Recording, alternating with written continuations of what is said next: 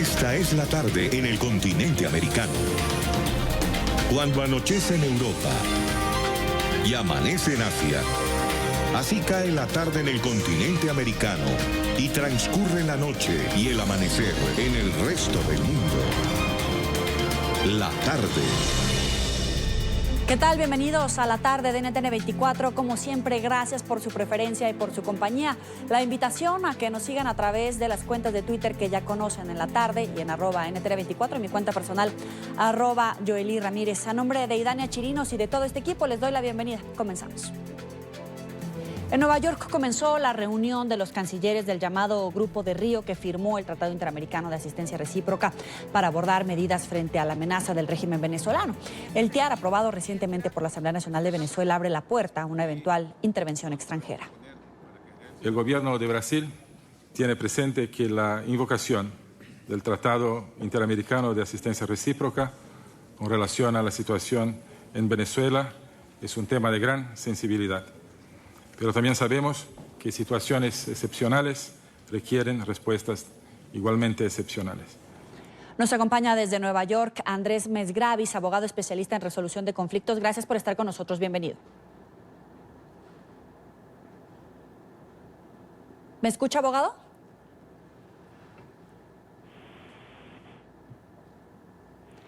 En este momento se desarrolla esta reunión medular para la activación de los siguientes pasos en Venezuela para enfrentar la crisis económica, político y social. Hasta este momento ya han hablado varios cancilleres reunidos. Recordemos que 12 de ellos votaron para que se llevara a cabo esta sesión ya de cancilleres y en este momento este debate avanza. Abogado, bienvenido. Le pregunto, ¿qué significa esta reunión per se para Nicolás Maduro, el hecho de que ya estén debatiendo los cancilleres?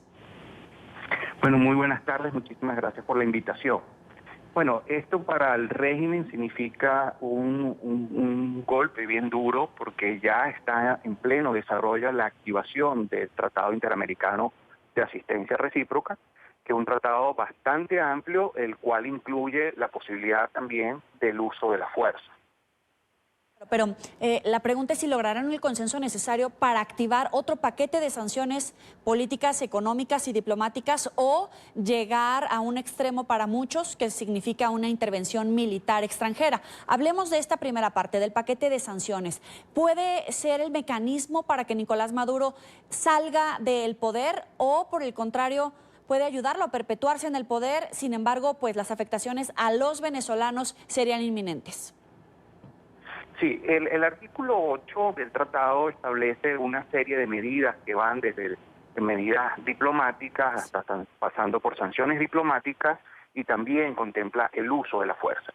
Esto, no olvidemos, es una primera reunión del órgano de consulta que ya para su activación pues se deben cumplir ciertos requisitos y esos requisitos fueron cumplidos. En el día de hoy se está dando la primera reunión del órgano de consulta y no quiere decir esto que lo que hoy se decida ya quedará pues sellado este tema y cerrado el tema del TIAR. Yo pienso que a partir de hoy queda activado su aplicación y las medidas que hoy podamos observar, probablemente no sea hoy, no se acuerde hoy el uso de la fuerza o la conformación de una coalición de fuerzas, pero independientemente de que hoy se tomen otro tipo de medidas, probablemente sancionatorias de tipo económico, eso no quita que el día de mañana pueda volverse a reunir el órgano de consulta con carácter de urgencia y pueda tomar pues cualquier otra medida de las establecidas en el tratado, incluyendo el uso de la fuerza. El canciller de Brasil decía que para situaciones extraordinarias se requerían medidas extraordinarias. En este momento, ¿usted considera que se alcanzarían los votos necesarios para dar un paso extraordinario, una intervención, no sé si ya militar, pero una intervención de mayor envergadura más allá de las sanciones económicas, el cerco diplomático, etcétera? Yo creo que tarde o temprano habrá que encarar la dura realidad, la comunidad internacional tendrá que encarar la dura realidad y afrontar esa decisión, que en mi opinión, dada la naturaleza del conflicto, dado que se está enfrentando a un conglomerado criminal que usurpa el poder en Venezuela y pone en peligro la paz y seguridad del continente, esa será en definitiva la solución que tendrá que adoptar. No obstante, todavía sigo percibiendo que hay como dos visiones o dos visiones distintas. Todavía veo a representantes de algunos países percibiendo esto como un conflicto político, un problema entre gobierno y oposición, mientras que otros parecieran tener una noción más clara de la verdadera naturaleza del conflicto, donde lo enmarcan pues que estamos enfrentando a un conglomerado criminal que está poniendo en peligro no solamente la paz y seguridad de Venezuela, sino de todo el hemisferio. Uruguay está dentro de los países que posicionan esta crisis como una crisis política entre el oficialismo y la oposición, o a qué se refiere con estos países? Sí, Uruguay va todavía un poco más al extremo, ¿no? Yo creo que Uruguay lamentablemente se ha comportado como un aliado del régimen, al punto que ha desconocido la representación legítima del presidente Juan Guaidó.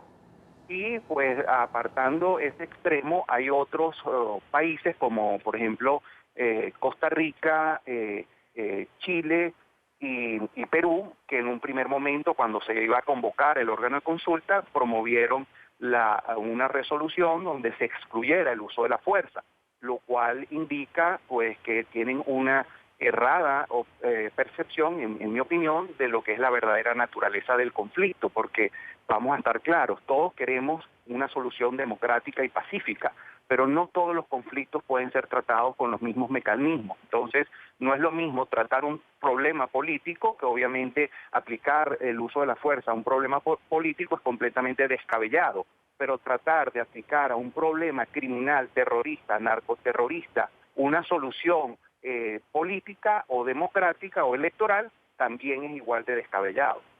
Ahora, el Grupo de Lima, previo a esta reunión, expresaba nuevamente su reconocimiento a la presidencia interina de Juan Guaidó. Entre esos países, evidentemente, está Perú. ¿Se puede empezar a dividir el Grupo de Lima, el respaldo que tenía el presidente interino Juan Guaidó ante ya estos organismos internacionales, cuando de verdad vienen puntos de decisión donde los países tienen que decir si están de un lado o del otro? ¿Puede comenzar ya esta división a debilitarse? Bueno, una primera aclaratoria es que el Grupo de Lima no se rige por ningún tratado internacional, mientras que el TIAR, el Tratado Interamericano de Asistencia Recíproca, sí es un tratado que establece tanto derechos como obligaciones internacionales. De allí lo manifestado al inicio de la reunión por el canciller de Colombia, pues el TIAR configura indiscutiblemente el marco jurídico idóneo para resolver este conflicto que presenta la nación venezolana. Pero la pregunta va en el sentido de qué tanta es la fortaleza todavía de Juan Guaidó. ¿Todavía le queda ese empuje de la mayoría de los países para sacar adelante un consenso y lograr la transición democrática, o ya ni siquiera podemos pensar en ese voto? Sí, amplío un poco mi respuesta con respecto a lo anterior. El Grupo de Lima, como dije, no se rige por ningún tratado internacional, mientras que el TIAR sí se rige por este tratado internacional, y además también tiene vinculación con el sistema interamericano, donde la propia Organización de Estados Americanos ha reconocido la legitimidad del presidente Guaidó, de manera que la legitimidad del presidente Guaidó no está en discusión entre los miembros del TIAR.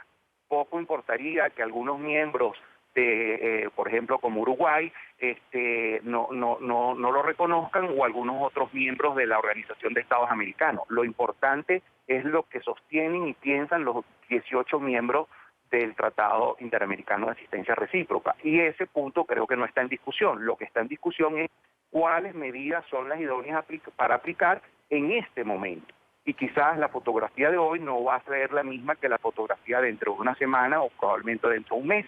Entonces, eso hoy es lo que se está debatiendo, cuáles son las medidas en este momento aplicables a la situación de Venezuela.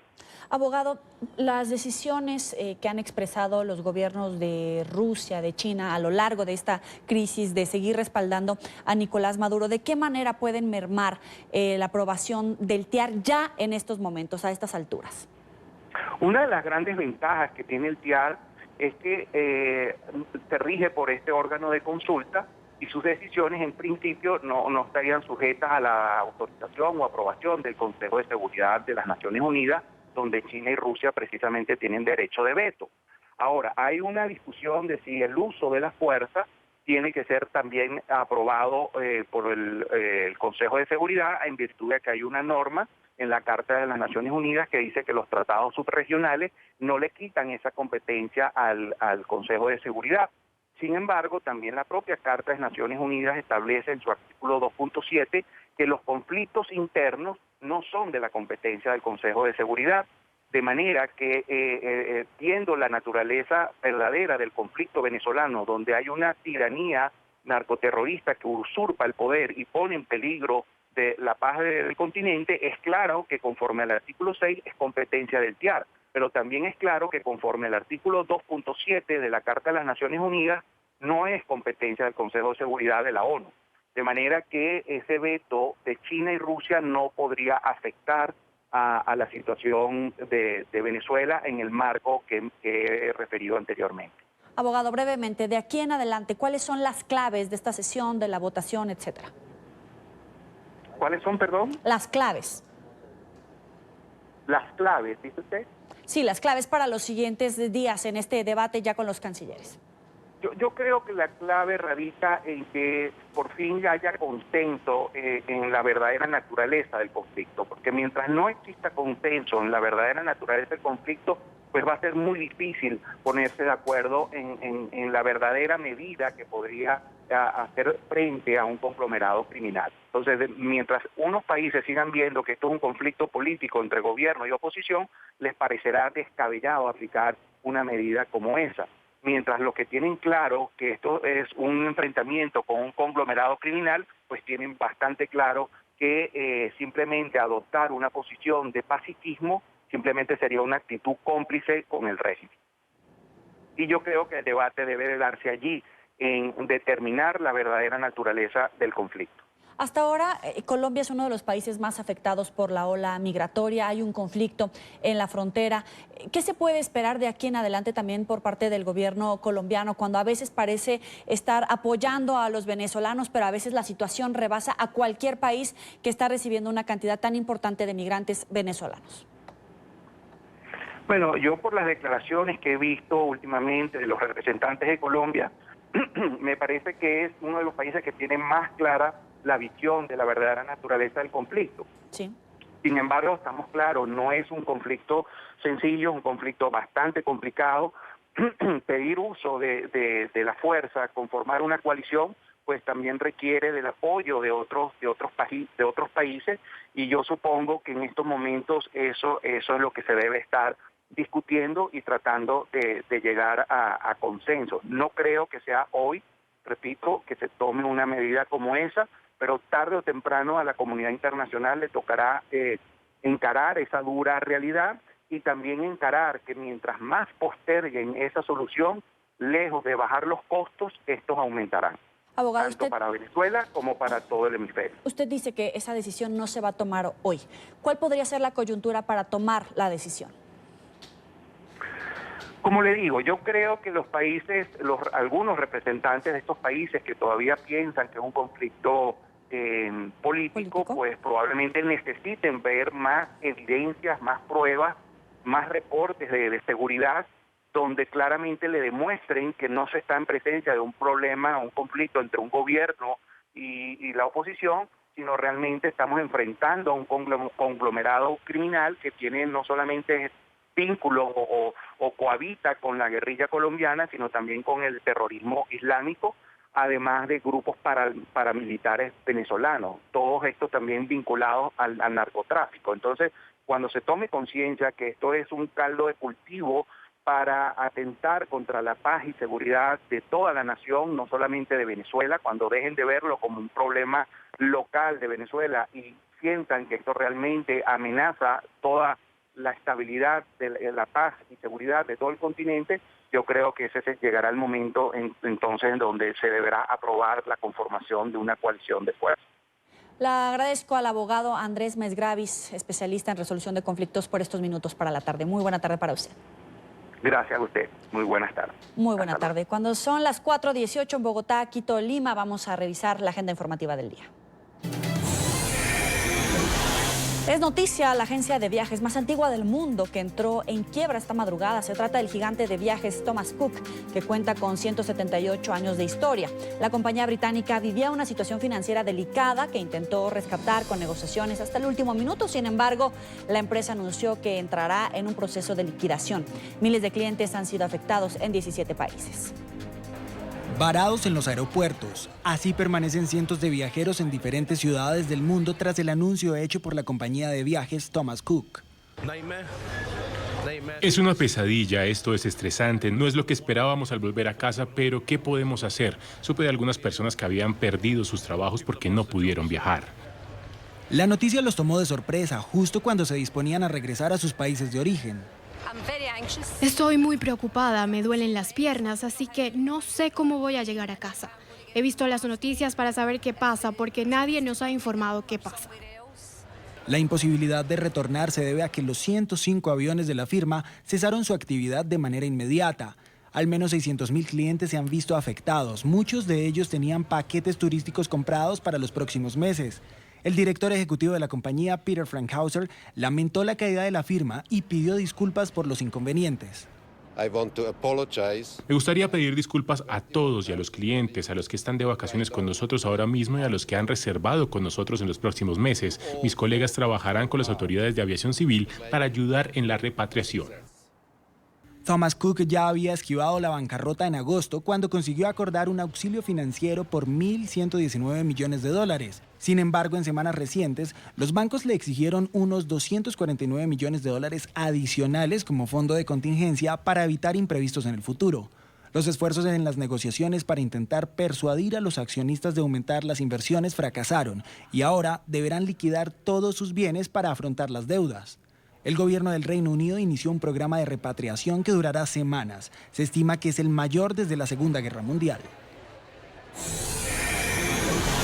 Es noticia la alta comisionada de Derechos Humanos de Naciones Unidas, Michelle Bachelet. La funcionaria, en una entrevista con el canal de Televisión Nacional de Chile, dijo que en Venezuela hay falsas expectativas sobre su rol. Aseguró que hay algunas personas que piensan que ella será capaz de hacer un milagro en la nación suramericana.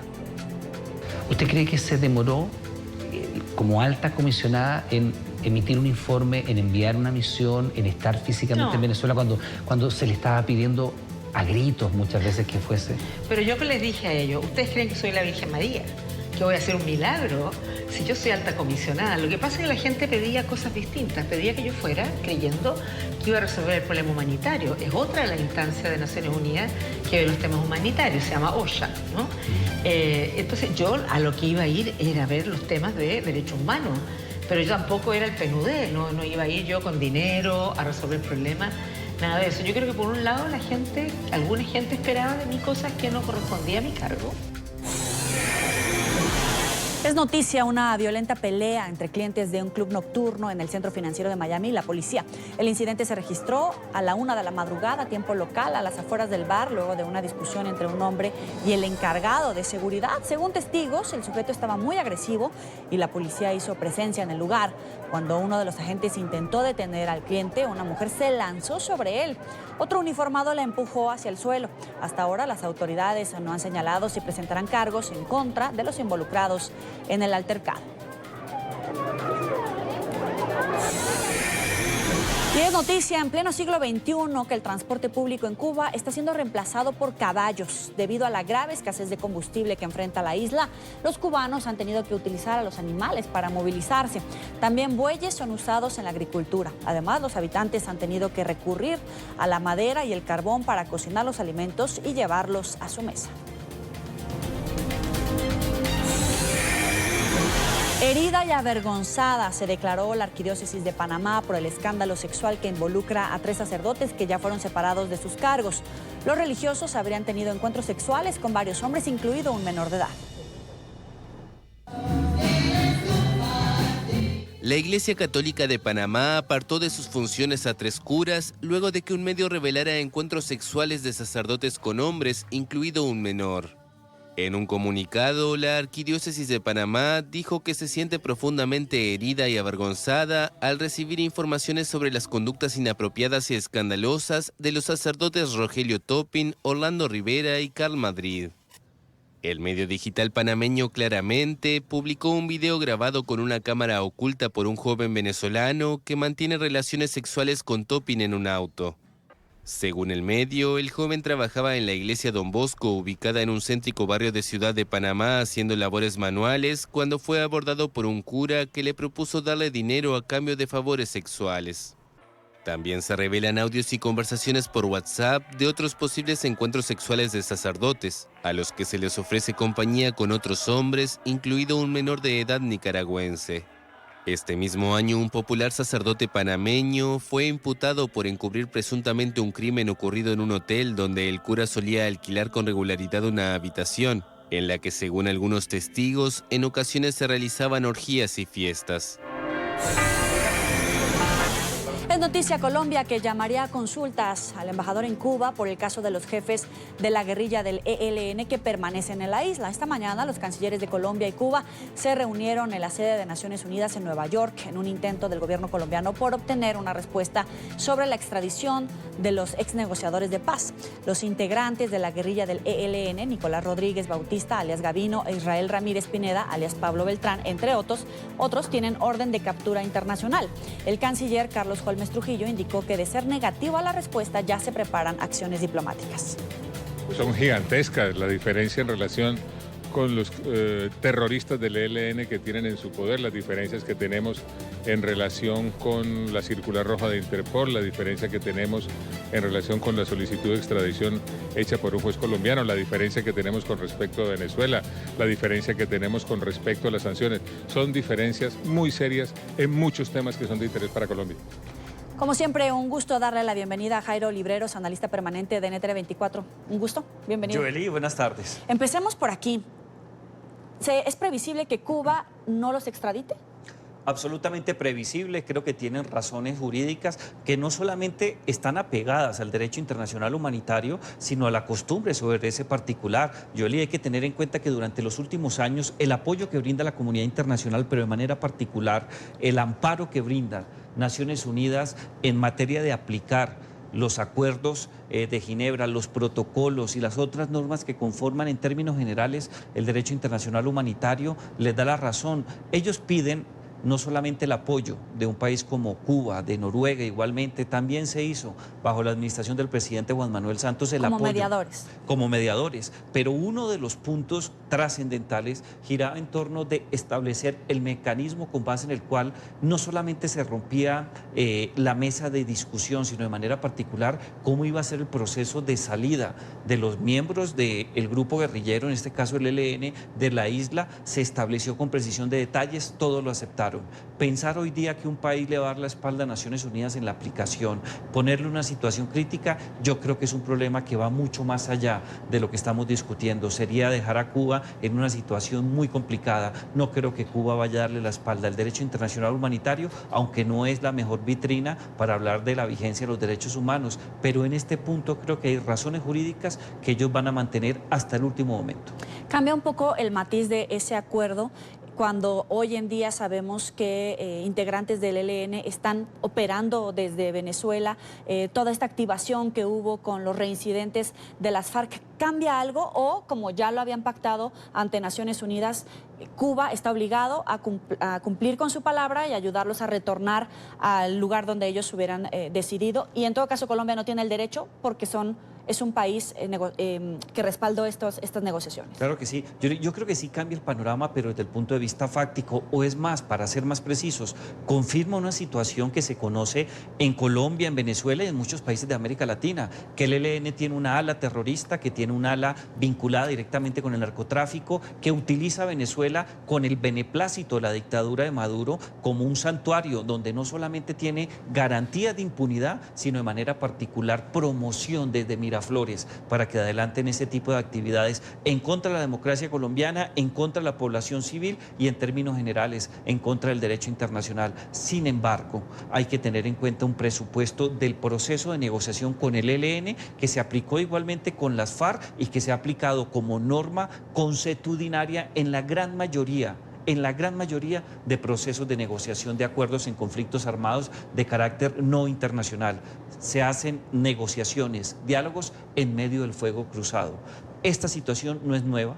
no es una situación imprevista, como lo fue el tema doloroso para Colombia que a nosotros nos tocó analizar durante muchos días en enero de este año, el acto terrorista en contra de la Escuela de Cadetes de la Policía Nacional. Sin duda, eso confirma una situación, hace más gravosa todo lo que está ocurriendo, pero no tumba el acuerdo que se consignó entre Colombia, Cuba, Noruega y que está también amparado por Naciones Unidas. Ahora, hay órdenes de la Interpol, hay una ficha roja.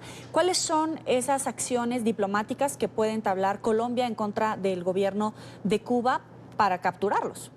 Yo creo que solamente puede utilizar la circular roja, presionar mucho más a León para que adelante gestiones ya no eminentemente de policía judicial, sino diplomáticas para quizás convencer a Cuba, pero yo no le veo ninguna otra posibilidad. En algún momento, hace muy pocos meses, en boca del canciller Carlos Holmes Trujillo, un hombre que tiene una experiencia envidiable en materia diplomática, un gran líder, un gran político, igualmente el presidente Iván Duque, afirmaban que en cierta medida la posición de Cuba afectaba la resolución de Naciones Unidas que se dictó poco tiempo después del ataque del 11 de septiembre del año 2001, en el sentido de que ningún país puede promover, fomentar o dar amparo a miembros de grupos terroristas o al terrorismo internacional en términos generales. Muy seguramente se pueden jugar esas cartas, pero esas cartas llevan a una sin salida. ¿Qué podemos hacer? Solicitarle a Naciones Unidas que su Consejo de Seguridad se reúna para que tome la decisión de adoptar el uso de la fuerza en contra de Cuba.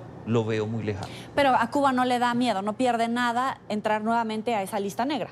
Yo creo que Cuba no tiene dentro de sus preocupaciones ello. Ahora bien, hay que tener en cuenta que una cosa era la Cuba bajo la égida, el dominio del presidente Barack Obama, y otra completamente diferente, la situación que vive hoy con Donald Trump, más aún cuando sabemos que a partir de noviembre de este año empiezan los motores de lleno de la campaña presidencial para la reelección, que ya anunció que se va a presentar Donald Trump para seguir 4 años más como inquilino en la Casa Blanca. Desde ese punto de vista hay que tener en cuenta que muchas cosas ya se han limitado, la isla está pasando un momento muy difícil, tiene unos problemas muy serios en materia energética, tiene problemas en materia de turismo, se ha vencido y no ha logrado sacar adelante muchos temas relacionados con la utilización internacional del sistema financiero. Yo creo que está en una situación difícil, pero Cuba lleva 40, 50 años en una situación parecida y ha logrado sobrevivir. No quiere decir ello que vaya a aplicar métodos iguales a los que utilizó los hermanos Castro, pero muy seguramente va a buscar amparos y va a dar la pelea, no solamente por defender a unos terroristas, porque lo son los del ELN, sino de manera particular porque busca mostrar una faceta de respeto al ordenamiento internacional, y esta excusa creo que le sirve más a Cuba que el discurso que está avanzando Colombia. ¿Y qué puede hacer entonces el concierto internacional? Porque parece que la jugada inteligente viene de Cuba. ¿Queda bien o mal con unos y con otros? Va a quedar bien en la comunidad internacional, muy seguramente se van a alzar voces que estén en contra de la posición de Cuba, pero Cuba entonces le va a dar la razón a Naciones Unidas, a la implementación del derecho internacional humanitario, tiene aliados muy importantes, no solamente los habituales que se hablan de China y Rusia, sino de manera especial Noruega y otros países que tienen una trayectoria muy importante en materia de formulación de mesas para negociar acuerdos. También tiene en cuenta que el acuerdo de paz con la FARC fue un éxito desde el punto de vista de la obtención de un premio Nobel de paz y que está marchando con todos los problemas que tenga. Desde ese punto de vista yo creo que el gobierno colombiano es entendible la apuesta que lanza al solicitar casi que a la fuerza, o por lo menos en discusiones verbales y en una cantidad de cartas que se entreguen. Creo que tiene más que ganar Cuba, porque hay que tener en cuenta que este tipo de procesos toma tiempo y muy seguramente no sabemos qué puede ocurrir dentro de 3 años cuando llegue el nuevo inquilino a la Casa de Nariño en Colombia. Claro, pero nos queda la sensación de cuando pudieron tener y extraditar a Santrich, se les voló. Ahora los pueden capturar de alguna manera porque por lo menos saben dónde están, si es que siguen en Cuba.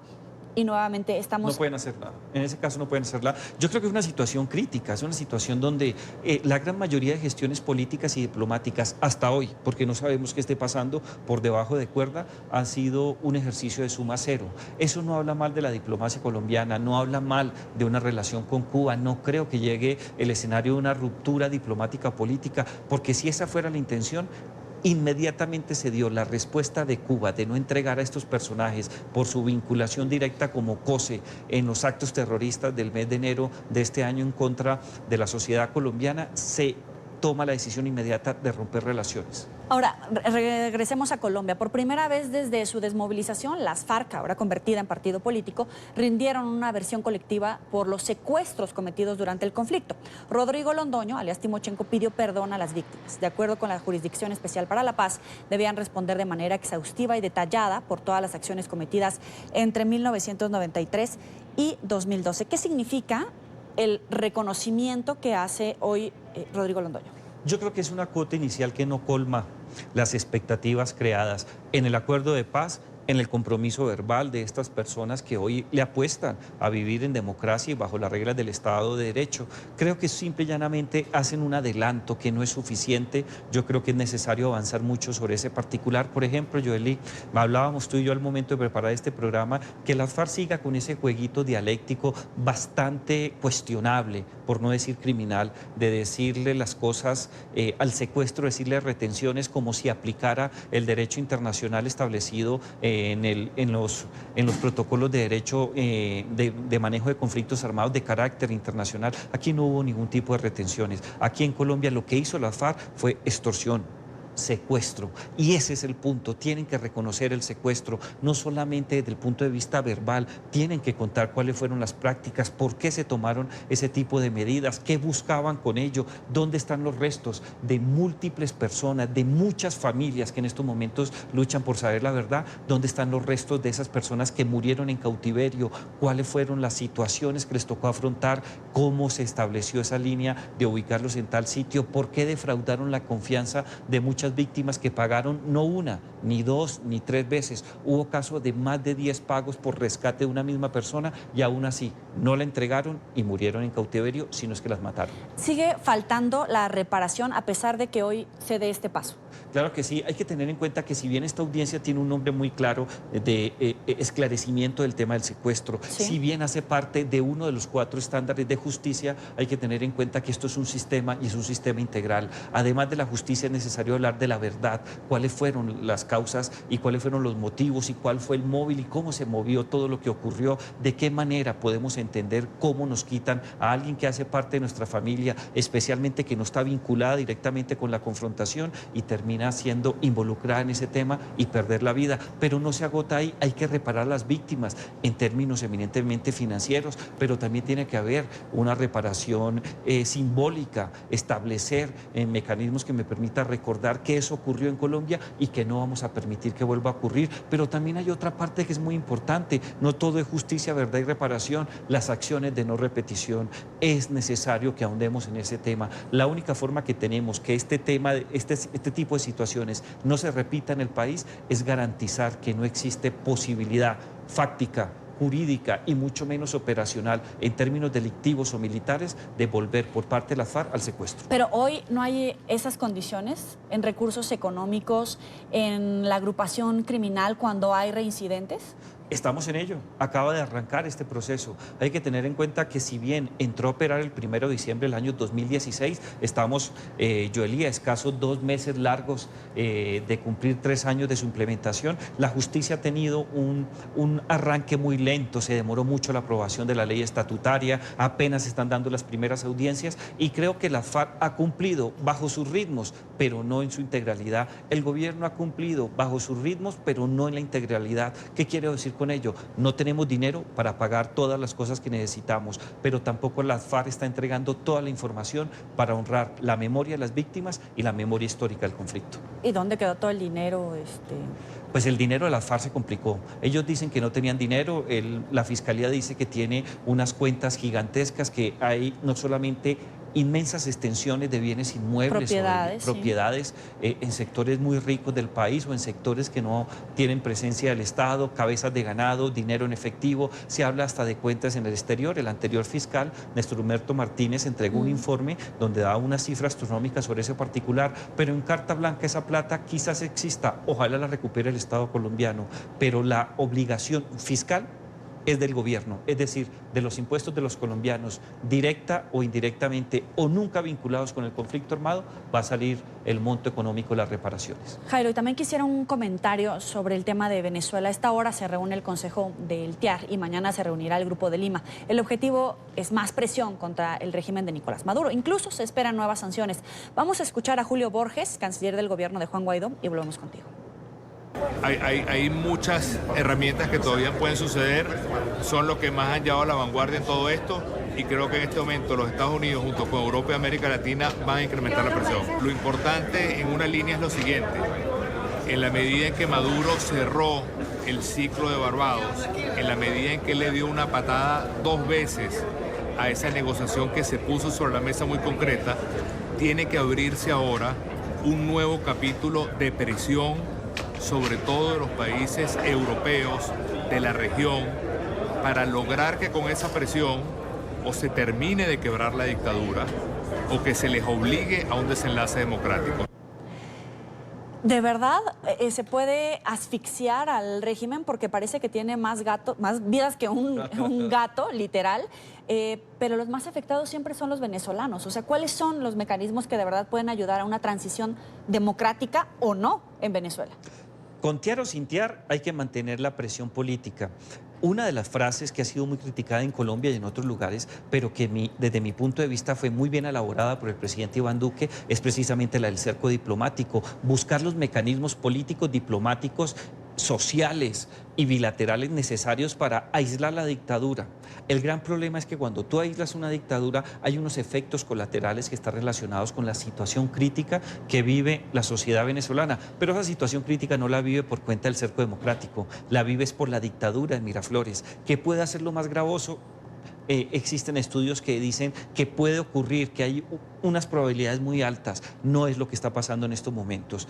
Con tiar o sin tiar hay que arreciar la presión, garantizar un mayor nivel, no solamente de aislar a la dictadura, sino tener pocas posibilidades de negociar para propiciar así un diálogo que sea única y exclusivamente dirigido a la salida de la dictadura o de los integrantes de la dictadura y que llegue un gobierno interino de Guaidó o de cualquier otra persona. Yo creo que eso se puede mantener. No sé si los países sean Europa o el Grupo de Lima, yo creo que ahí nos equivocamos. ¿Con quién hay que negociar? Es con el gobierno de Beijing y con el gobierno de Moscú. Ellos realmente tienen las llaves para sacar la dictadura y soñar con una democracia liberal. ¿Y quién tiene que negociar con ellos? Yo creo que tiene que negociar la comunidad internacional, especialmente los países del Grupo de Lima. Te agradezco, Jairo Libreros, por estos minutos para la tarde. Para mí es un placer. Gracias por seguir con nosotros. Avanzamos con la información. Donald Trump sorprendió hoy a los asistentes a la cumbre del cambio climático. El presidente de Estados Unidos había convocado un foro sobre la protección de minorías religiosas en la misma sede y a la misma hora a la que se realizaría el evento sobre el clima, por lo que no se esperaba su presencia.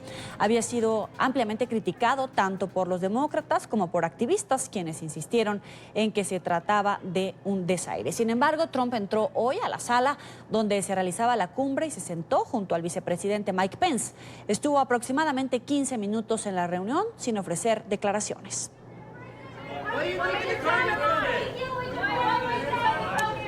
Y Nueva York es escenario de la Cumbre del Clima de la ONU 2019. La cita busca que líderes de más de 90 países adopten compromisos concretos para detener lo que ha sido calificado como una catástrofe ambiental. Greta Thunberg, la joven guerrera que lucha contra el cambio climático, pronunció un emotivo discurso en el que criticó la inacción de los gobiernos y pidió adoptar iniciativas concretas para salvar el planeta. La cumbre climática se lleva a cabo un día antes del inicio de la edición número 74 de la Asamblea General de Naciones Unidas. NTN 24 está ahí en el lugar de la noticia con Alejandro Rincón. Adelante.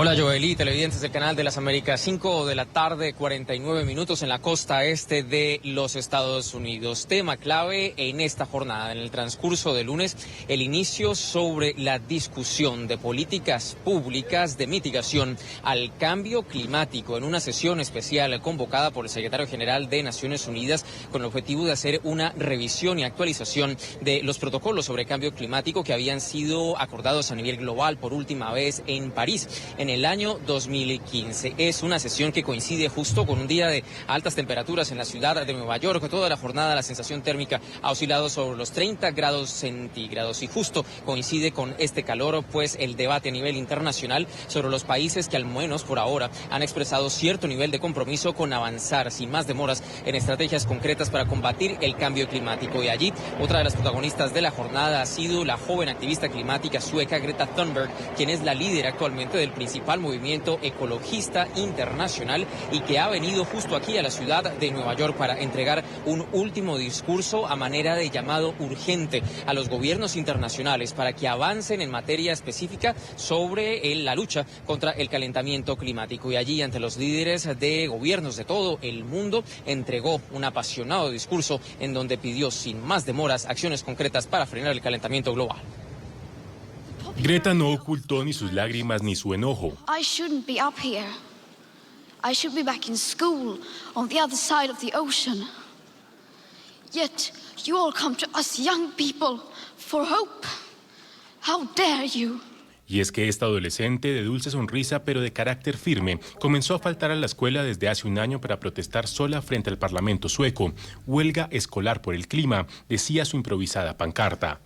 Rápidamente se convirtió en un símbolo de la lucha por la protección del planeta y el viernes pasado millones de personas respondieron a su llamado para unirse a la huelga mundial por el clima en 160 países.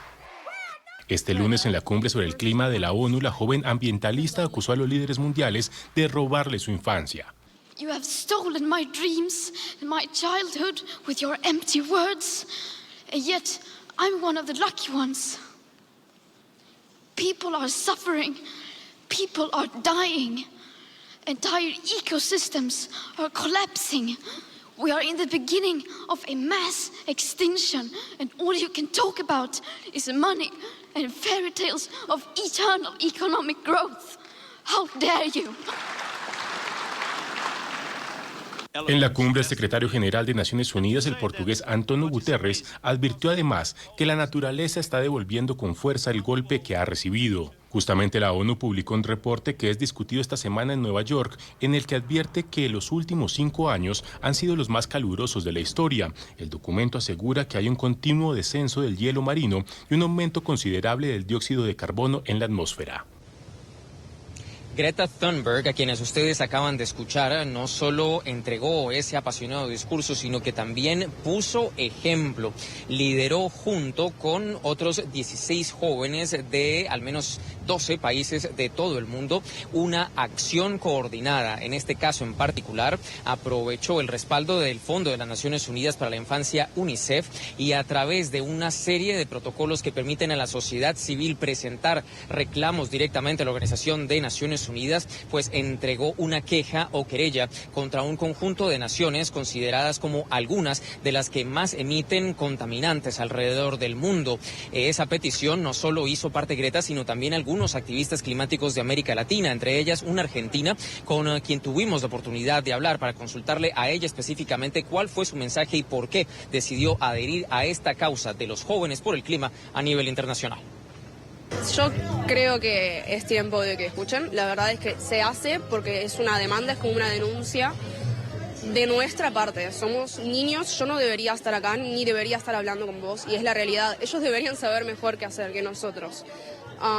Así que estamos acá y estamos parados y queremos que nos escuchen. Y sí creo que van a haber buenos resultados.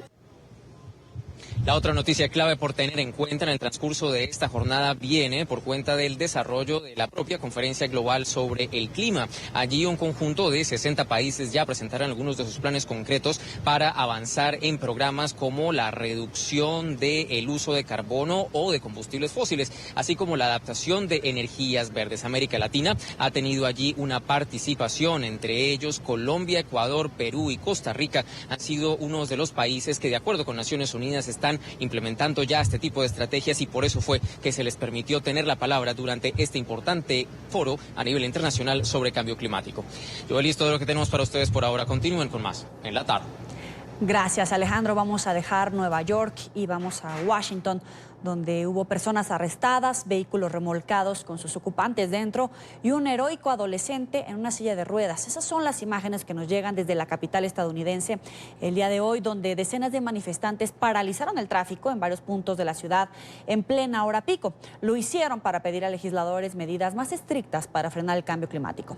La noticia la tiene Emiliana Molina. Adelante, Emiliana. Hola, ¿qué tal? Muy buenas tardes. Así es, pues decenas de manifestantes han salido a caminar por la capital estadounidense y a frenar el tráfico en alrededor de 4 puntos estratégicos durante la hora pico, precisamente para causar caos aquí en la capital estadounidense y llevarle un mensaje a los legisladores de que tomen acciones más contundentes en cuanto al cambio climático. De hecho, este es uno de los grupos que ya se está comenzando a desintegrar. Estaban dándole la vuelta a la capital de la nación, protestando en contra del cambio climático. Son varias iglesias unidas, todas por la misma causa, pero ya terminaron su manifestación, pues recordemos que estas protestas estaban ocurriendo durante la hora pico aquí en la capital estadounidense. Vamos a hablar con uno de ellos. Hola, ¿qué tal? ¿Cómo están? ¿Podrían decirme su nombre y por qué están aquí? Mi nombre es Keith Koflos y estoy aquí porque, bueno, yo me mudé a Washington hace unos 29 años para tratar de lidiar con todas estas políticas del cambio climático, pero nada ha ocurrido desde entonces. Así que yo sé lo que se tiene que hacer y estamos muy lejos de, en realidad, lograr un desarrollo al respecto. ¿Y cómo se siente usted respecto a la posición del presidente sobre el cambio climático? Pues bien, yo pienso que el presidente está trabajando con el déficit de la compasión. Yo creo que probablemente hay algún efecto o algún poco de compasión en su corazón por la gente que se ha visto afectada por todo el problema climático en el país, pero asimismo yo pienso que es importante que él encuentre un poco de compasión y la ponga primero y la exponga para ayudarnos. Y un mensaje para los votantes estadounidenses. Mi mensaje para los votantes estadounidenses es: piensen en los niños, piensen en el legado que van a dejar, piensen también en cómo ellos van a ser capaces de enfrentar si no se toman las decisiones correctas el día de hoy. Bueno, y como lo escucharon, le estaba pidiendo a los americanos que piensen en los niños y los más jóvenes, que son quienes al final del día van a ver las consecuencias más serias en cuanto al cambio climático. De hecho, recordemos que este tipo de manifestaciones iniciaron la semana pasada con iniciativas de Greta Thunberg, una activista en contra del cambio climático que de hecho estuvo aquí en Washington la semana pasada haciendo cabildeo y pidiéndole a los legisladores que tomen acciones más contundentes, y se espera que este tipo de acciones y manifestaciones continúen durante el transcurso de esta semana en el marco de la Asamblea Nacional, la Asamblea General de Naciones Unidas. Sí. Esta es toda la información que tenemos desde Washington. Emiliana Molina para NTN 24. Gracias, Emiliana. Y hay alerta en el Caribe por la formación de la tormenta tropical Karen, ahora degradada a depresión tropical. El fenómeno ha traído intensas lluvias a las islas de Barlovento, Granada, Trinidad y Tobago. En Florida, Paola Serna tiene toda la información. Muy buena tarde, adelante. Hola, ¿qué tal? Muy buenas tardes. Pues aunque la tormenta Karen se encuentra como un sistema bastante desordenado, el Centro Nacional de Huracanes y los meteorólogos han seguido el desarrollo y la trayectoria de esta tormenta, que continúa con vientos máximos sostenidos de 65 kilómetros por hora. Se encuentra a unos 300 kilómetros al sureste de San Juan, Puerto Rico. Las autoridades pues continúan monitoreando este sistema. No se descarta la posibilidad que traiga consigo muchísima lluvia, entre 10 y 20 centímetros pudieran caer particularmente en Puerto Rico, y es por eso que se mantienen las alertas tanto para Puerto Rico, incluyendo Vieques y Culebras, como para las Islas Vírgenes, tanto estadounidenses como británicas. Se estima que se mueve al noroeste a 12 millas por hora. Con ese movimiento, el sistema debiese pasar durante este día martes por Puerto Rico, dejando tal vez no tanto viento, porque el viento máximo estaría en torno a 40 millas por hora, no sería tan destructivo, pero sí podría dejar bastante lluvia. En Puerto Rico, una precipitación fuerte no es una buena noticia cuando es del tipo devastador, es verdad que hace falta la lluvia, pero de este tipo de lluvia con esta intensidad sería tal vez un poquito complejo. Lo positivo de esto es que llegue a huracán ahora es imposible. Creo que la isla no está ahora mismo preparada todavía. falta mucho por rescatar. Hay muchas familias que todavía tienen techos azules, como le llaman, que son de plástico. Y cualquier advertencia de lluvias, tormentas, huracanes que vayan a estar cerca de la isla, pienso que es una situación un poco ya de un 911 para nosotros, una situación de emergencia donde la gente debe resguardarse, donde la gente debe buscar dónde estar. Representantes y activistas de la comunidad puertorriqueña en el estado de la Florida han continuado trabajando desde el paso del huracán María para tratar de ayudar a las víctimas que aún quedan de este desastre. Aseguran que Puerto Rico no está aún listo y preparado para recibir este tipo de embates de tormenta tropical o mucho menos de huracán. Está muy frágil, Puerto Rico está frágil, no solamente económicamente, sino Puerto Rico está frágil en cuanto a la infraestructura, en cuanto al poder recibir una tormenta. No tiene ahora mismo la capacidad para poder estar en una situación como ella. Van a haber muchísimas inundaciones. Esperamos que ahora con Karen, primero lo que deseamos es que no pase Karen por la isla de Puerto Rico, honestamente. Pero si pasa, ya la gobernadora de Puerto Rico, nuestra Wanda Vázquez, está en los medios de comunicación dejando saber cuáles serían los últimos detalles, cuáles son los albergues, cuáles son lo que tenemos cerca para poder ayudar a nuestra comunidad y a nuestro pueblo de Puerto Rico en las diferentes ciudades. De seguir rumbo al norte, se estima que el sistema tendería a detenerse sobre aguas abiertas del Atlántico y ahí habría que vigilarla a todo el mundo. Tanto Cuba, Bahamas, Florida, todo el mundo debería seguir atento a Karen. La gobernadora Wanda Vázquez ha dispuesto un plan de emergencia para ayudar a los 3.2 millones de puertorriqueños. También los expertos hacen un aviso para que todas las personas que se encuentran dentro del corredor que pudiera tener influencia esta tormenta se rijan por las fuentes oficiales y eviten hacer este tipo de consultas a través de redes sociales u organismos no facultados para dar estas posibles trayectorias de las tormentas y los huracanes. La información desde Miami, Paola Serna para NTN 24.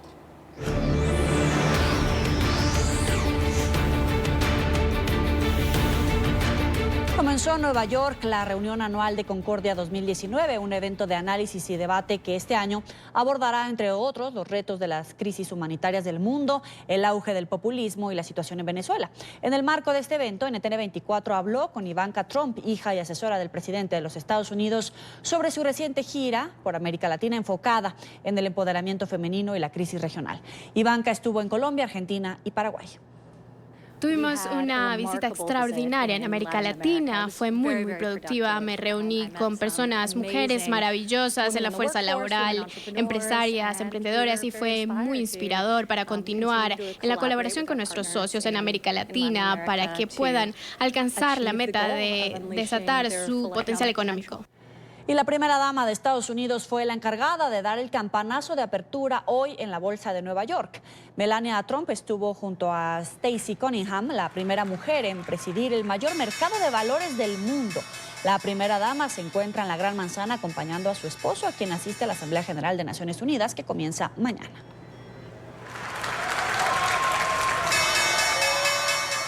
Tiempo de una nueva pausa. En la tarde, al regreso, Venezuela lidera la lista de países más corruptos de América Latina, según Transparencia Internacional. Ya volvemos.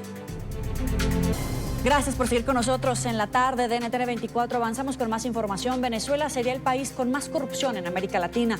Según una encuesta de la ONG Transparencia Internacional, 87% de los venezolanos aseguran que la mayoría de las personas que rodean a Nicolás Maduro son corruptos, una percepción más alta que la registrada en 2017. De todos los países del continente evaluado, Venezuela es el único donde 61% de los ciudadanos aseguraron que les habían pedido pagar sobornos. 1 de cada 2 venezolanos se vio obligado a realizar el pago. El sondeo también reveló que 21% de los encuestados recibieron dinero a cambio de votos.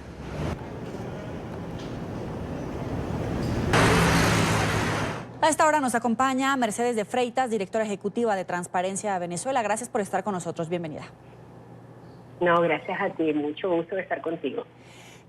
Tengo que pedirle que nos aclare un poco. ¿Estos índices en Venezuela son de corrupción o de percepción de la corrupción? Bueno, esa es una encuesta de percepción de corrupción. Se hace un gran cuestionario, un cuestionario cada vez más complejo. El barómetro sale desde hace muchos años, sin embargo se reforma y se modifica la herramienta, la metodología para tener información más cercana a lo que está pasando en la realidad, con lo cual una pregunta valida la otra o no, y uno puede tener más cerca la información de lo que está sintiendo y pensando la gente. Sin embargo, en el barómetro hay unos datos que no es solamente lo que la gente piensa que está ocurriendo, sino que se les pide a las personas que respondan si les ocurrió o no les ocurrió, con lo cual es mucho más que percepción, ¿no? Uno se acerca a preguntar, en los últimos 12 meses, ¿usted o alguien de su familia ha tenido que pagar por algún servicio público, ha tenido una experiencia de corrupción? Entonces ya esas preguntas dan una información de ocurrencia y se puede medir entonces mucho más allá de percepción, realidades. 87% de los venezolanos encuestados aseguran que la mayoría de las personas que rodean a Nicolás Maduro son corruptos, es decir, no hay confianza en el madurismo. Así es. Bueno, en el madurismo ni en ningún nivel del Estado venezolano, porque si bien es cierto que en lo más importante, en lo que sale peor evaluado es el presidente y el grupo más cercano al presidente, pues también sabemos que parte de lo que hace el grupo de Maduro es la Asamblea Constituyente, que tiene 82% de percepción de corrupción, todo el sistema de justicia, los jueces y los magistrados tienen un 79%, los empleados públicos no se salvan y tienen 84%, pero esa percepción y esos niveles de ocurrencia, estoy seguro que si me lo preguntan a cualquier venezolano va a estar de acuerdo con esos resultados. Transparencia Venezuela tiene un sistema de recepción de denuncias de corrupción y todos los días recibimos denuncias. En principio, y hace unos años, la mayor cantidad de denuncias era contra los policías, el policía que te cobró, una cosa que se conoce en América Latina completa. Sin embargo, desde hace unos años para acá tenemos mucha más denuncias de cosas mucho más concretas. Por ejemplo, para obtener la identificación, pasaporte o cédula, sobre todo pasaporte, que como ustedes bien saben, América Latina es prueba de la gran migración de venezolanos y el documento del pasaporte es vital, es esencial para no estar indocumentado y poder hacer las gestiones necesarias en cualquier país.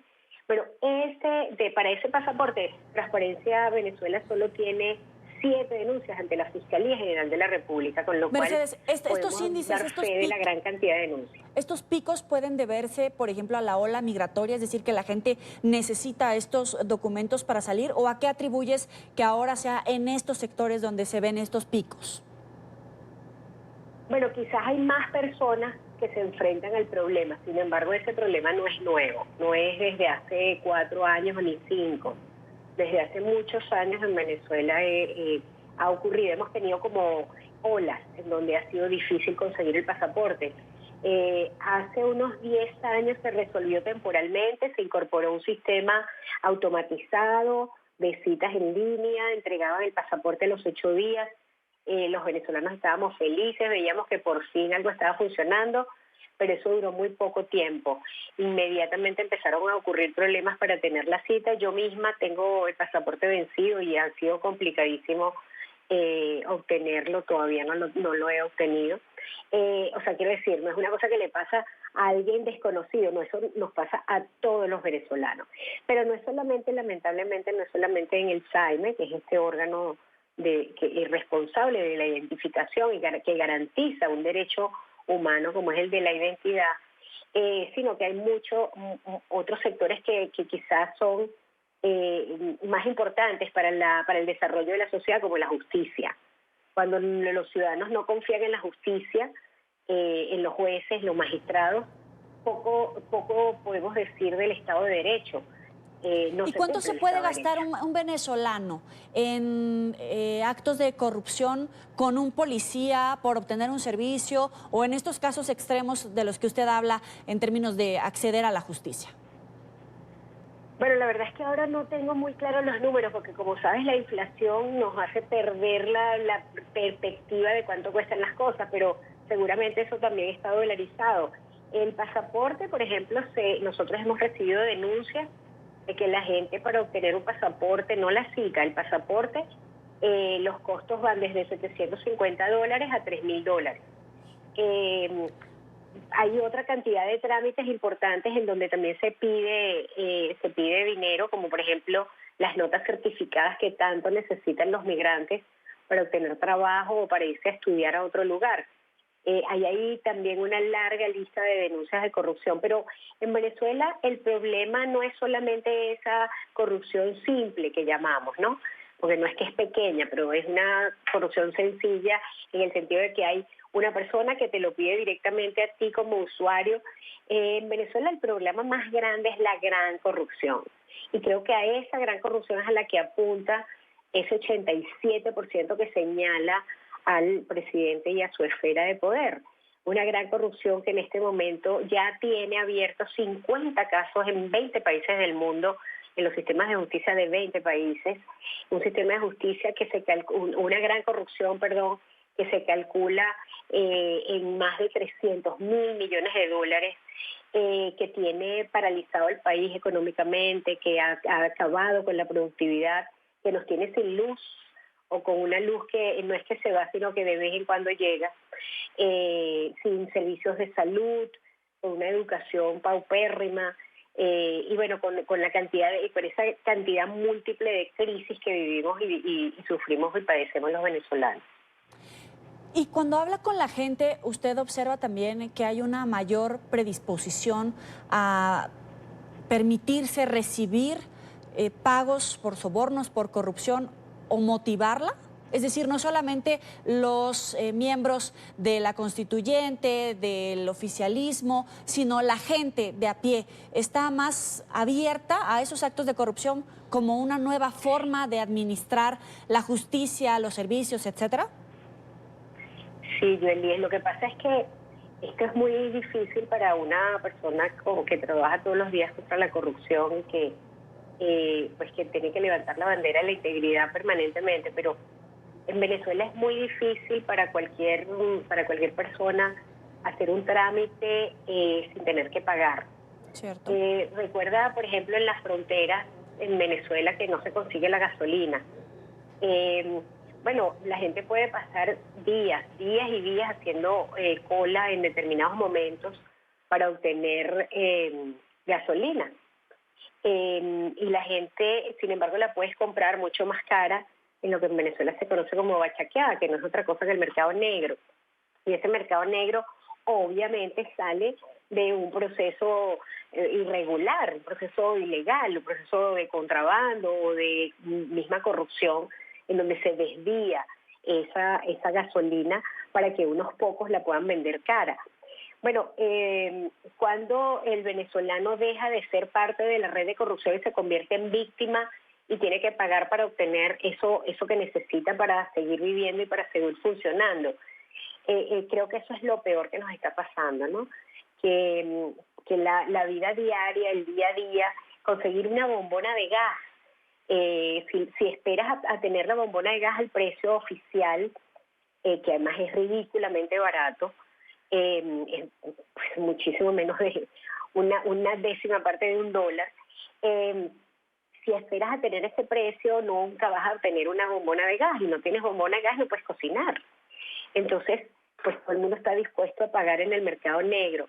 Entonces, hay el Estado incentiva unos caminos irregulares en donde a todos los venezolanos nos pone en el camino de la irregularidad.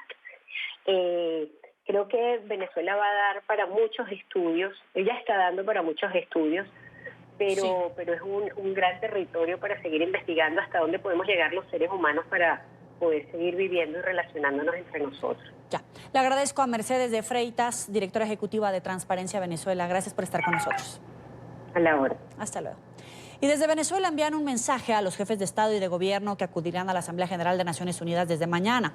Estudiantes en Caracas salieron a las calles para exigir la salida del régimen de Nicolás Maduro. En el lugar de la noticia está Oliver Fernández con la información. Adelante. Dirigentes de 12 universidades del país se apostaron pacíficamente frente a la Universidad Central de Venezuela. Allí los esperó un piquete de la Guardia Nacional Bolivariana.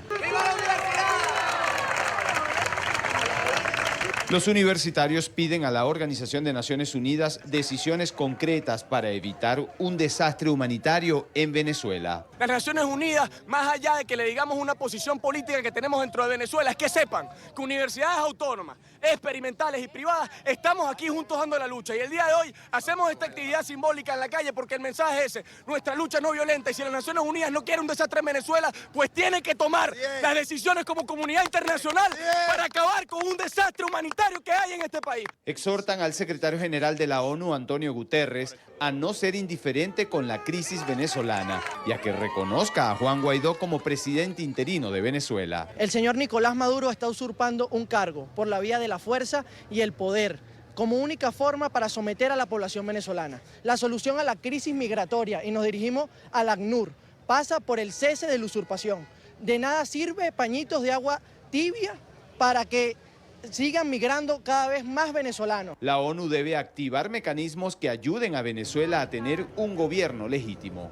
Todas las vías, todos los mecanismos, todas las acciones, todo esfuerzo suma y todo esfuerzo es necesario para abandonar esta desgracia y construir el país que queremos. Es hora de que la comunidad internacional se dé cuenta y la Asamblea General de la ONU de que lo que está pasando en Venezuela es una crisis humanitaria de gran escala y de una escala histórica y que hay que actuar al respecto. Y se deben poner en marcha todos y cada uno de los mecanismos que permitan a los venezolanos tener un gobierno legítimo, democrático y que atienda todas y cada una de las necesidades.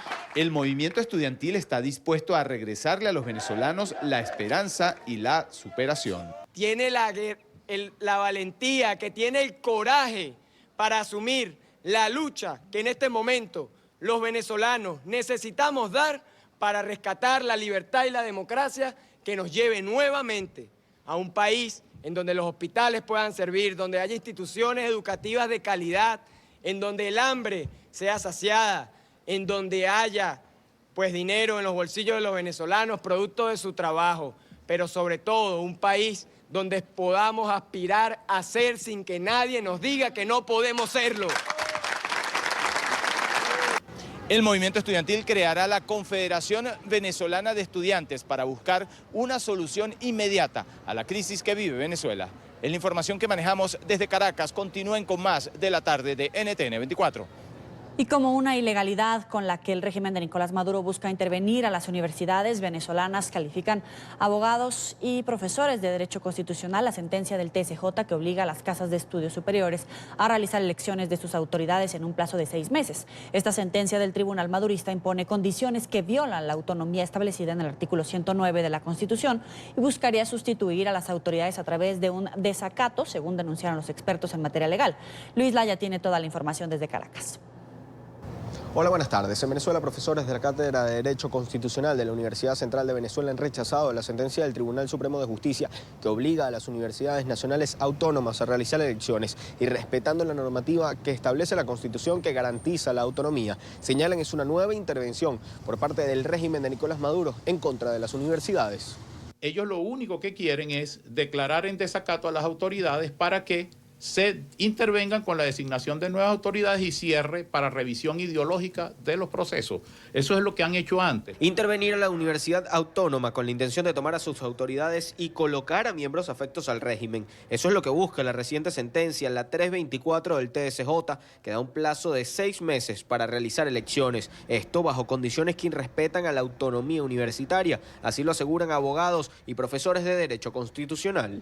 El objetivo de ellos es que la universidad no convoque el proceso electoral, que desconozca esa sentencia para que ellos declaren, similar a lo que se hizo con la Asamblea Nacional, que hay un desacato.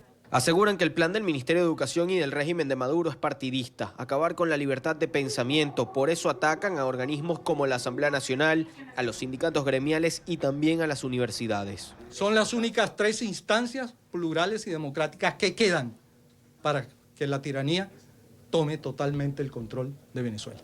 Es un plan partidista, es un plan político.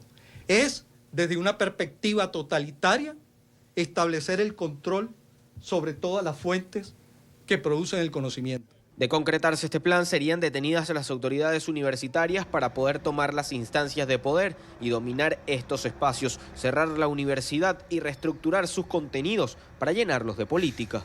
Capturarlos como rehenes, sustituirlos con autoridades designadas a dedo, como pasó en la Universidad Simón Bolívar con un vicerrector, y sobre esa base se produce un cierre técnico de la universidad. Por el tema de la persecución política a los rectores de carácter penal, a los rectores universitarios que forman parte de Barú. Acudieron a instancias internacionales para rechazar esta sentencia. También han llamado a todos los gremios dentro de la universidad, tanto estudiantes, trabajadores y profesores, a unirse y confrontar al régimen de Nicolás Maduro para garantizar la autonomía. Desde Caracas, Venezuela, para la tarde de NTN 24, Luis Alejandro Laya. Gracias, Luis. Y en esta parte del programa saludamos a Amalio Belmonte, sociólogo, doctor en Ciencias Políticas y secretario de la Universidad Central de Venezuela. Gracias por estar con nosotros. Buenas tardes, un placer estar con ustedes y con toda la audiencia. Vemos que profesores rechazaron la injerencia del régimen en procesos electorales y anunciaron que se declaran en desobediencia civil. ¿Qué significa técnica y legalmente esta desobediencia civil? Bien, fíjese, hay un proceso que ha venido dándose en todas las universidades venezolanas, pero sobre todo en este caso concreto con la Universidad Central de Venezuela. Porque, claro, tiene una significación histórica, simbólica, está asociada con todo lo que tiene que ver con la democracia venezolana y con el pensamiento libre.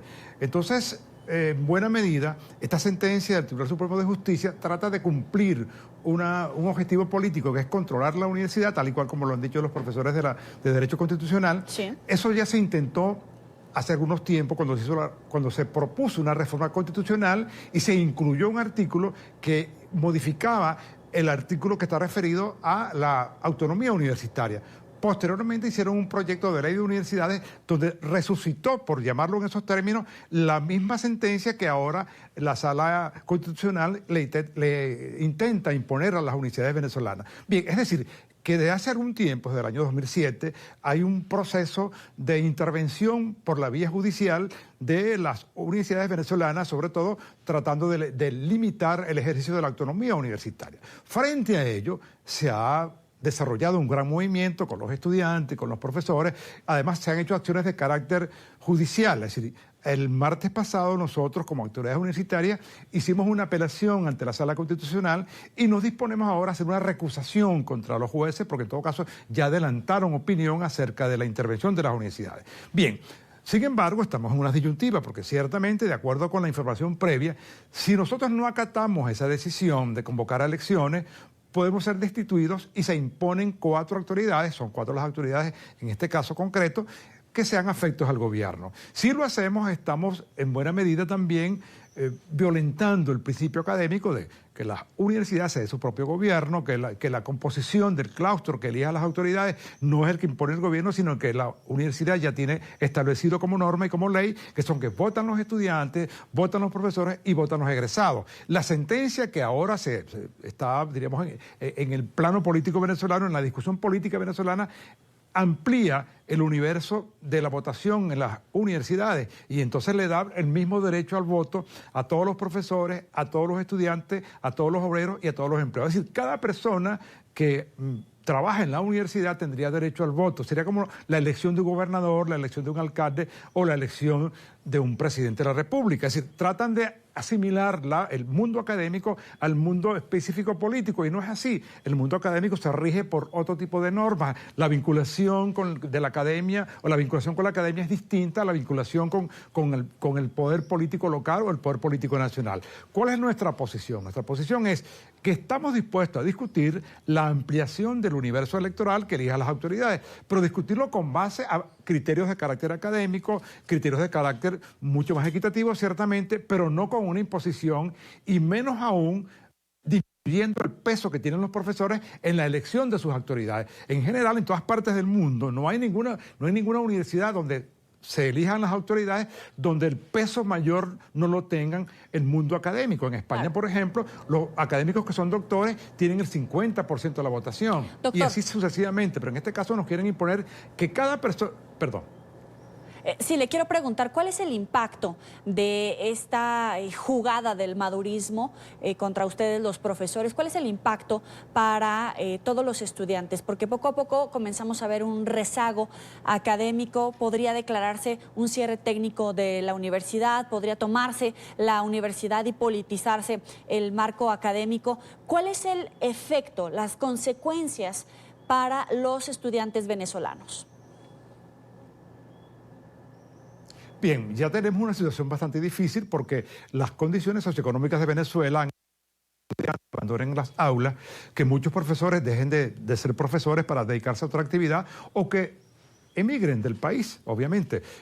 Colombia ha sido muy receptiva, hay una gran cantidad de académicos que viven allí, una gran cantidad de estudiantes que han diríamos, conformado lo que se llama la diáspora venezolana, que es un fenómeno poco usual en Venezuela. El venezolano nunca ha sido migrante, ciertamente, en general, históricamente no ha sido así. Ahora, la sentencia refuerza la situación socioeconómica. La sentencia lo que hace es reforzar las condiciones negativas contra la academia. Un presupuesto deficitario, unas condiciones de trabajo realmente poco dignas para un profesor y para un estudiante. A eso añadimos ahora el intento de imponernos por la vía judicial autoridades no electas, autoridades afectas al gobierno. Eso obviamente que conspira contra una universidad, en este caso la Universidad Central de Venezuela, que va a cumplir 300 años en el año 2021. Y el gobierno quiere arroparla, colocar el mando sobre la academia y obviamente negativos. Ahora, lo positivo está en que estamos reaccionando, los estudiantes se han organizado, los profesores también. Este es un problema que no solamente compete a la universidad, sino que le compete a todos los demócratas venezolanos, y yo creo que por allí va el asunto. Discutirlo, pelearlo desde el punto de vista jurídico, en el mundo académico y también desde el punto de vista político. No nos queda otro camino porque lo otro es entregar la universidad y nosotros nos vamos a celebrar 300 años de la fundación de la UCB, como se le conoce en Venezuela, con unas autoridades impuestas y además atentando contra la autonomía universitaria. Y en términos de años, de tiempo, ¿de cuánto puede ser este rezago? Porque no solamente, como usted lo explica, son los alumnos, sino también la base de profesores que poco a poco comienzan a ver mermado su espacio de trabajo, pero también sus medios de supervivencia. Claro, diremos, no podemos establecer, pero es catastrófico por lo siguiente. En Venezuela, durante muchos años, antes que este modelo político llegara al poder en Venezuela, la condición de profesor estaba bien remunerada, no solamente desde el punto de vista del sueldo, sino las condiciones de trabajo. Los profesores nuestros tenían una gran posibilidad para estudiar en el exterior, posgrado, para vincularse con el mundo académico. La academia la quieren destruir. Y si la logran destruir... La quieren destruir. Y si la logran destruir, aspiramos que no la logren destruir, sería perder un inmenso tiempo de formación, de esfuerzo que ha hecho Venezuela para mejorar sus universidades, para colocarlas en el ranking de las universidades latinoamericanas en un buen lugar. Si esto ocurre, bajaríamos mucho en el ranking, se limitaría mucho el desarrollo académico de Venezuela en general, no solamente de la Universidad Central de Venezuela, sino de todo el país, y por supuesto eso repercute mucho en la posibilidad que tiene el país de salir de esta crisis. Si no tenemos el conocimiento, si no tenemos la ciencia para mejorar el país, obviamente que no solamente se retrasa la universidad, sino también retrocede el país. Y esta gente tiene un pensamiento decimonónico, es una gente del siglo XIX y parece que quiere llevar al país hacia el siglo XIX. Todo aquello que produzca valor, que produzca conocimiento, es peligroso para el gobierno. Le agradezco a Amalio Belmonte, sociólogo, doctor en Ciencias Políticas y secretario de la Universidad Central de Venezuela, por estos minutos para la tarde. Muchas gracias a ustedes. Vamos a una pausa. Al volver, el desarrollo de la noticia: cancilleres del TIAR aprueban nuevas sanciones contra Venezuela, entre ellas el congelamiento de activos y extradición de las personas asociadas al régimen de Nicolás Maduro por lavado de dinero y narcotráfico. Volvemos con esta información en desarrollo. Por ahora los invito a que se suscriban a nuestro canal en YouTube, en NTN24. Podrán encontrar todo el contenido multimedia, nuestras entrevistas, reportajes y la señal en vivo. Recuerden conectarse www.youtube.com/NTN24. Ya volvemos. Mucha atención, noticia en desarrollo desde Nueva York. Ministros de Relaciones Exteriores de los países que integran el Tratado Interamericano de Asistencia Recíproca, TIAR, acordaron imponer mayores sanciones contra Venezuela. Durante una reunión que se llevó a cabo en Estados Unidos, el encuentro se llevó a cabo al margen de la 74 Asamblea General de la Organización de las Naciones Unidas. Se realizó según lo acordado por el Consejo Permanente de la Organización de Estados Americanos el pasado 11 de septiembre. El canciller de Colombia, Carlos Holmes Trujillo, quien fue elegido para presidir el órgano de consulta de ministros de Relaciones Exteriores del TIAR, informó que las nuevas sanciones fueron aprobadas con 16 votos a favor, 1 en contra, el de Uruguay, una abstención de Trinidad y Tobago y una ausencia de Cuba. Según esta decisión, los países firmantes, estos 16 de los 19 requeridos, se comprometen a identificar a personas y entidades asociadas al gobierno de Nicolás Maduro que estén vinculadas a actividades ilícitas, a corrupción o a violaciones de los derechos humanos para proceder e investigarlas y sancionarlas, por ejemplo, con la congelación de los activos que puedan tener en esos 16 estados. Y avanzamos a otras noticias. 61% de los mexicanos valora de manera positiva la estrategia anticorrupción del Gobierno de México, según reveló el Barómetro Global de la Corrupción 2019. La medición, elaborada por Transparencia Internacional con sede en Berlín, muestra un histórico salto de la confianza ciudadana en la lucha contra la corrupción con el gobierno del presidente Andrés Manuel López Obrador, según reseñó en un comunicado la Secretaría de la Función Pública. En esta parte del programa nos acompaña Sofía Ramírez Aguilar, investigadora y analista política. Gracias por estar con nosotras.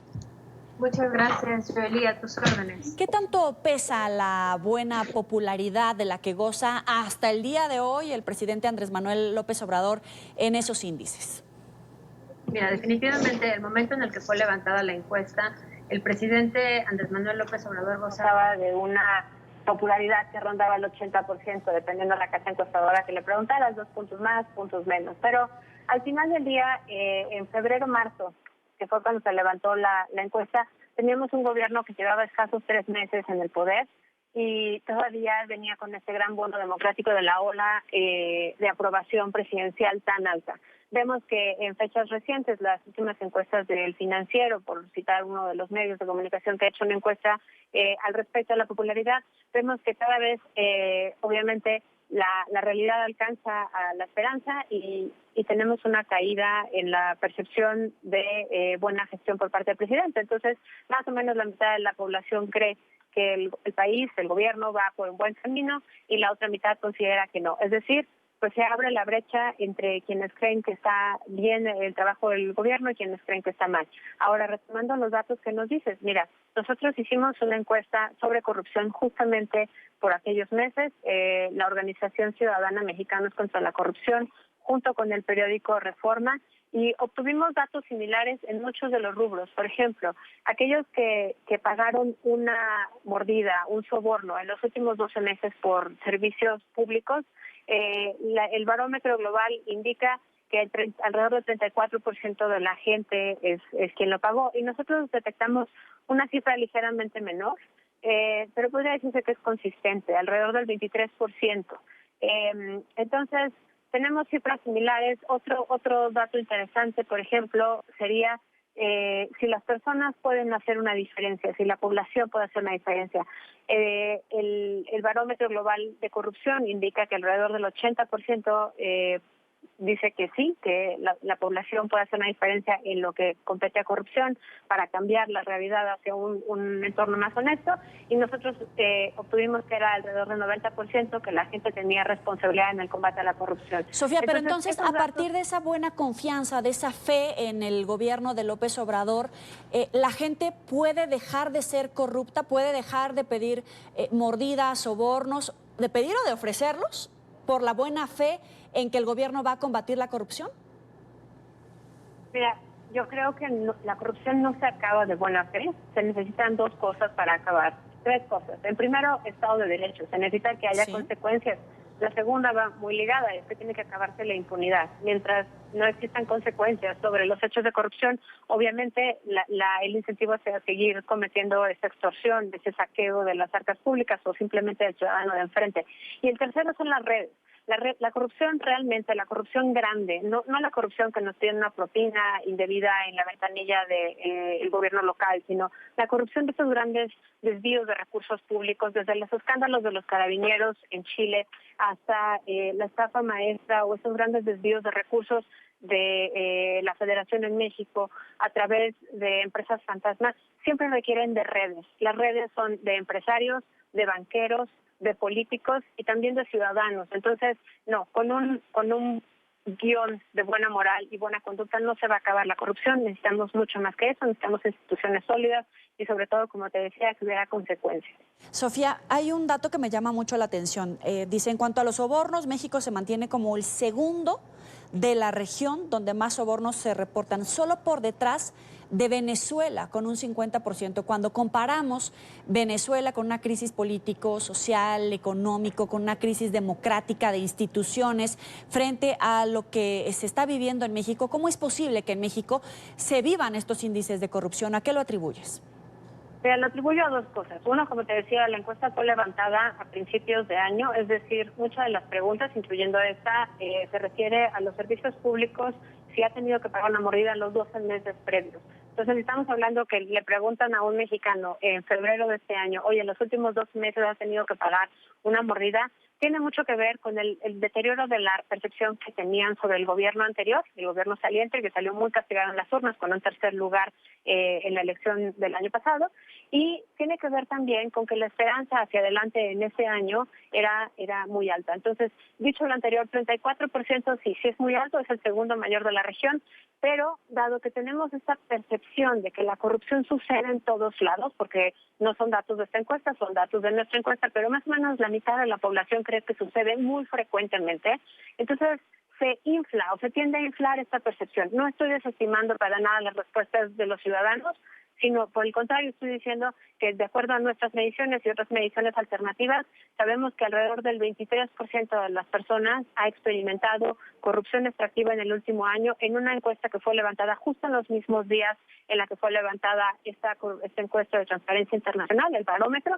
Entonces, me parece que el 34% viene alimentado por esas dos cosas. Viene alimentado, sí, por una crisis de legitimidad del gobierno saliente y viene alimentado por esta percepción exacerbada de que cuando me preguntan por la corrupción, sí, todo es terrible y todo sale muy mal. Entonces, se vuelve un tema de malestar social. Ahora, regreso a nuestra medición. Nosotros hicimos un experimento de listas, que significa que le preguntamos a las personas de manera indirecta cuántas mordidas o cuántos sobornos se habían pagado en el último año, y es por eso que se nos apaga un poquito ese porcentaje y quedamos en 22%, que sigue siendo muy alto, pero vaya, por eso te decía yo al principio, más o menos refleja y es consistente con la realidad de las distintas mediciones sobre corrupción. El caso es que este nuevo gobierno, que cuenta con un gran bono democrático, se está confrontando con la realidad y a menos de 7-8 meses de gobierno, a más de un año de gobierno, hoy vemos que la mitad de la población empieza a creer que el gobierno ya no va por un buen camino. Esta misma pregunta lo hubieras hecho al momento del levantamiento de esta encuesta en febrero y te hubiera salido menos del 20%.